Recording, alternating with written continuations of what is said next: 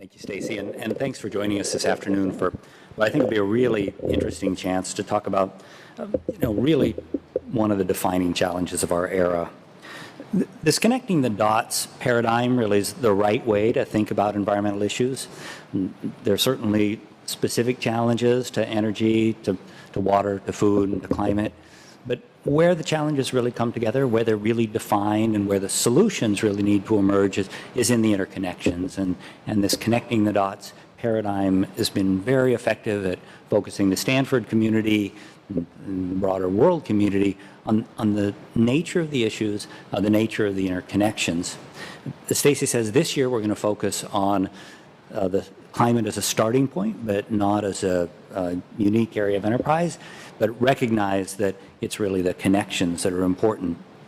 In doing that, we're going to capitalize on the recently released reports from the Intergovernmental Panel on Climate Change, which is in many ways the world's premier organization for assembling community knowledge on this interdisciplinary, interconnected matrix that's got food, energy, water, climate, and a bunch of other things as well. Let me say just a few things about the Intergovernmental Panel on Climate Change and a few things about Stanford's connection with it before I turn the program over to Mike and Katie, who will really tell you about the findings.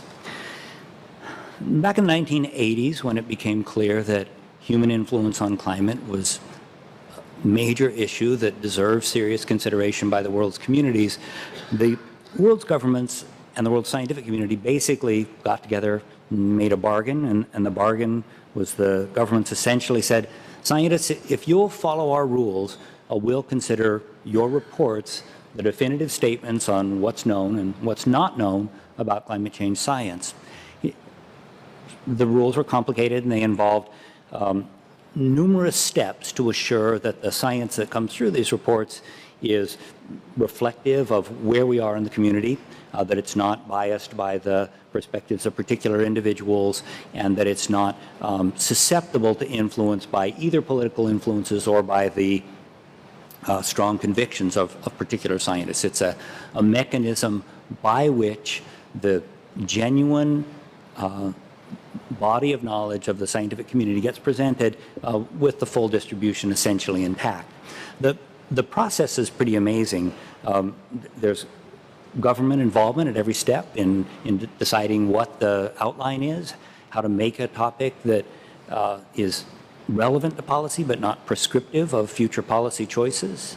There's government involvement in selecting authors to make sure that every region of the world has its best scientists represented, that no region's overlooked. And there's government involvement in making sure that the final language is clear and to the point and policy relevant. For the documents that most of you will have seen, they're called summaries for policymakers, and they're about 25 pages long. The idea is that those documents are approved word by word by consensus by all the world's governments. So if we were at the Working Group 2 plenary approval session, which was a couple weeks ago in Yokohama, Japan, the nature of the approval was we put the first sentence up on the white screen, and I'd say, does everybody agree this is what the science says on this topic? And if you're Saudi Arabia and you're Kuwait and you're India and you're China, you would say that's not right. And we wouldn't move off of that sentence until every country agreed that we had it right. So every word, every sentence agreed by every country. You could think about that. We'll say, how could that not be political? But the way that it's not political, well, okay. I didn't actually mean that as a laugh line, so the scientists are really charged with the responsibility to make sure that nothing gets pushed in. And the way I think about it is that the scientists have control over a two-way valve. If something's not appropriate for the SPM, they can keep it out. If something is appropriate, they can try to keep it in. But the governments have control over a one-way valve, and if something just isn't acceptable from the parameters that they use for framing it, that it's often not possible for the scientists to keep it in. One of the things that's most interesting about this plenary approval process, you can imagine there are some countries that are utterly committed to ambitious action on climate. There are other countries that are vehemently opposed to ambitious action on climate, and a lot of the dialogue isn't really between the scientists and the countries, it's between the countries trying to come up with a framing that works and really gets to this question of what's the science that's relevant to policy but not prescriptive of it. And the way I think about the summaries for policymakers is that it represents kind of a lowest common denominator. There's a lot of science that doesn't make it into the summary for policymakers. The reports are thousands of pages long, but a lot does. And the IPCC over the last 25 years has had a remarkable history of being able to provide information that reflects the genuine balance of opinion across the scientific community, and that has this shared ownership between the scientific community and the governments. And there really isn't anything else in science that's like that. I'm sure most of you are aware that we're in an era now where there have been a lot of challenges to the value of science for lots of topics, lots of questions about reproducibility of science, especially for biomedical studies. And if you look across science and say, where are the problems with science mostly come from not having something like the IPCC for the key topics that the world faces today. So the IPCC has been attacked a lot. Most of you have probably heard of Himalayan glaciers melting and ClimateGate and other things. But you know, at least for me, that's a classic example of shooting the messenger when the message was so compelling. And I take pride in the bullet wounds that are associated with that set of activities. Let me just say a few things about the role of Stanford in this most recent IPCC assessment. So you'll hear from many of the Stanford faculty and others who contributed to the assessment.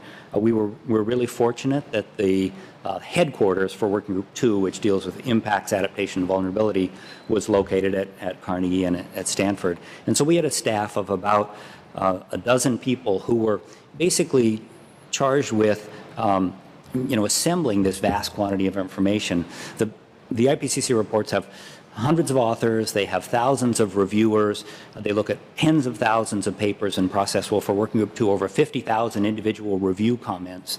And the real trick is to figure out how to amalgamate all of that information into a report that's short and compelling and readable. And that was essentially the task of the group that we had assembled here on the Stanford campus. I do want to put out a note of thanks to a really important contribution that Stanford made to the IPCC and to the international progress on climate science. The role of the IPCC is to assess what's in the published scientific, technical, and socioeconomic literature. And in order to assess it, you need to be able to access it. And as most of you know, a lot of the scientific literature is behind a subscription paywall, so that if you're a great university like this, any article that's out there you can access immediately. But if you're in a small university in Rwanda or El Salvador, most of the literature is not accessible. And thanks to Ann Arvin, the Stanford Library Resources, one of the premier libraries in the whole world, was available to all of the IPCC authors for the IPCC assessment. It made a huge difference. It was transformational in making sure that every paper could be assessed in a serious and professional way. So at least personally and on behalf of the scientific community, I'm eternally grateful to Stanford for making that resource available. It really transformed this report from, a sort of a best effort to something that's truly remarkable. I want to spend just a couple of minutes describing three important aspects of the way I think about the climate challenge and the way that it's presented in the IPCC report. And it really makes a difference in several respects. It makes a difference in terms of being able to connect climate changes that will occur in the future with our experience with climate variability in the past.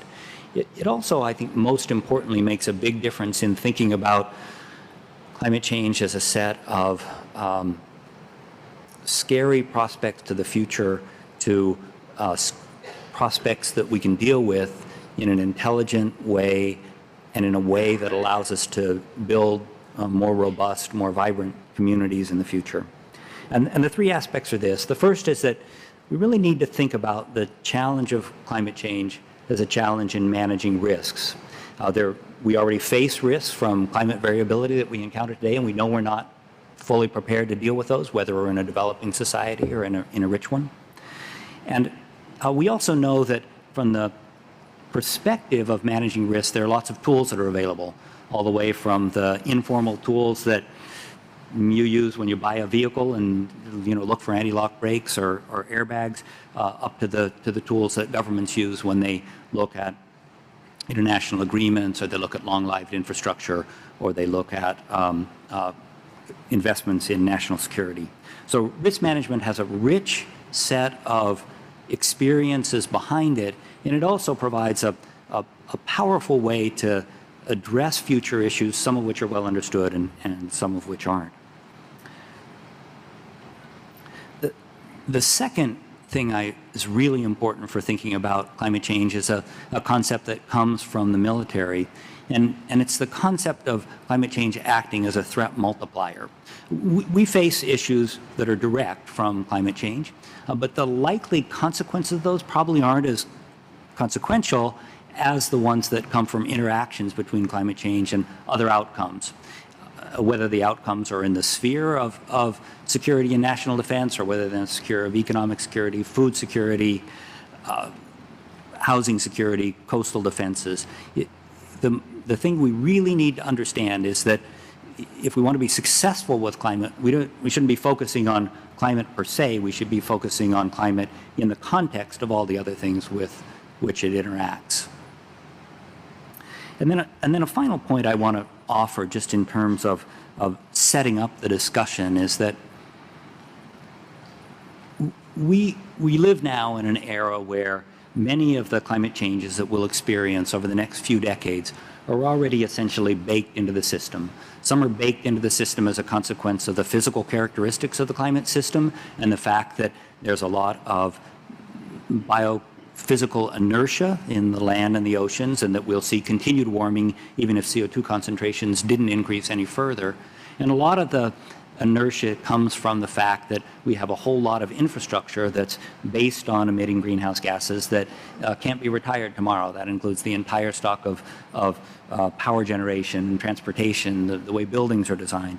And so we need to recognize that no matter how ambitious our commitments to mitigation, to decrease the amount of climate change that occurs over the next few decades, we're going to encounter most of the climate changes independent of that until at least the 2030s and probably well into the 2040s, before even ambitious mitigation begins to make a difference.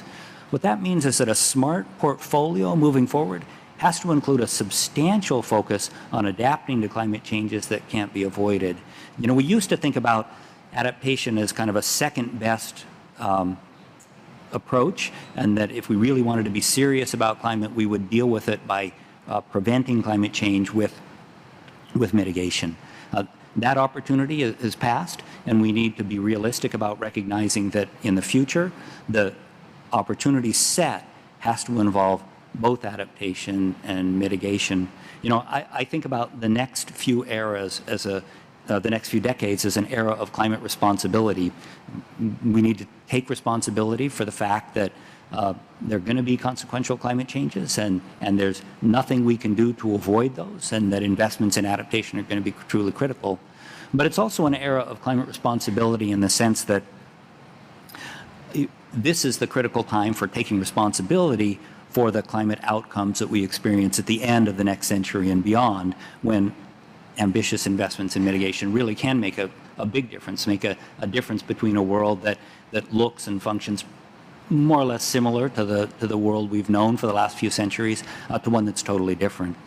I think of that world of the last decades of the 21st century and beyond as an era of climate options, where we really have a choice about what kind of future we're going to face. And the real challenge, I think, is coming up with the institutional, technical, and economic resources in order to make that era of climate options be one that works for the world's societies and people. In the discussion that follows, you'll hear a lot about the details that the IPCC has worked through, but I want to leave you with one thought. And as you know, and we've been working on trying to figure out how to get binding international treaties on climate in place for a long time.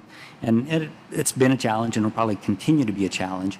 But at least what I see when I look across the landscape of science, technology, and politics is that we're increasingly transitioning from an era in which climate change, dealing with climate change is conceptualized as something that's really forced upon us as almost you can think about it as a penalty for past misbehavior, that we're really transitioning to an era in which people recognize that historical reliance on fossil fuels has been incredibly important for the progress of society. It's lifted hundreds of millions of people out of poverty. But now it's time to move on to something different. And at least for me, I increasingly see an environment in which climate change is going to be conceptualized as something that great nations do as a national priority, just the same way that great nations put a priority on education, defense, or a vibrant culture. With that framing, I want to turn the program over to the two people who really know the most about the Working Group 2 report. Mike Mastrandrea and Katie Mock served as the co-directors for science for the Working Group 2 Technical Support Unit.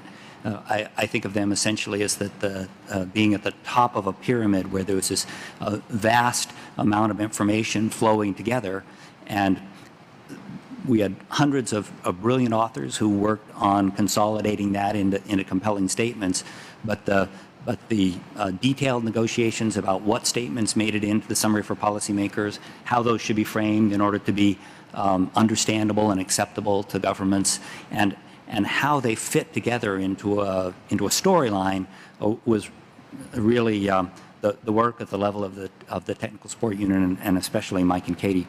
So they were really climate champions in terms of the contents of the IPCC report. They also were both Stanford products. Mike Mastrandrea was Stanford undergraduate and in the first graduating class in the interdisciplinary program in environmental resources for his PhD in 2004, and really brought the IPER perspective to the report in a spectacular way. Katie Mock's undergraduate training was at Harvard, but she came to Stanford for her PhD, which she completed at the Hopkins Marine Station in 2010, and really brought a deep knowledge of the way that ecosystems work, so that we had the balance between the more social and the more natural systems perspectives in the technical support unit. And so it's a pleasure for me to now turn the podium over to Mike, who's going to talk about the first aspects of the report.